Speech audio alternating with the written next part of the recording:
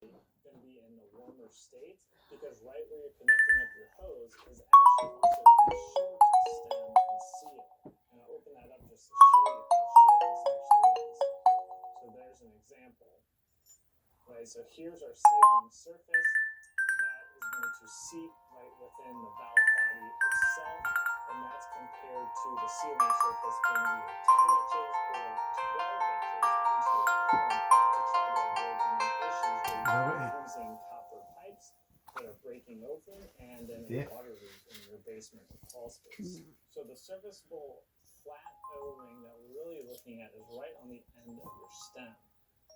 So you can inspect that for damage, where I do see some cracks and chips, and that is where the source of your dripping or leak will come from.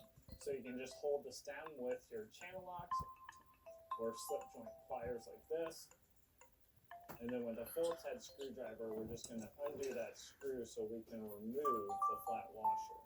And then because I want to keep this as a reference, I do use a utility knife and I try to pop it off the stem without damaging it, so I can keep the original diameter as my.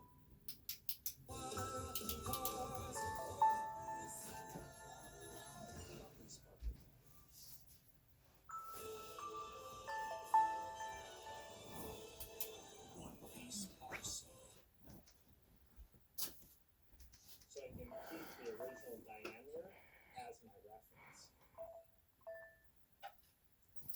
And although these flat washers start off completely flat, you see over time being turned on or off, they get grooves, you get chips out of them like this, and that can be the source of your leak. And the more you tighten them down, especially if they have a crack, they actually crack more, so the leak sometimes gets worse the more you turn that handle. All we need to do is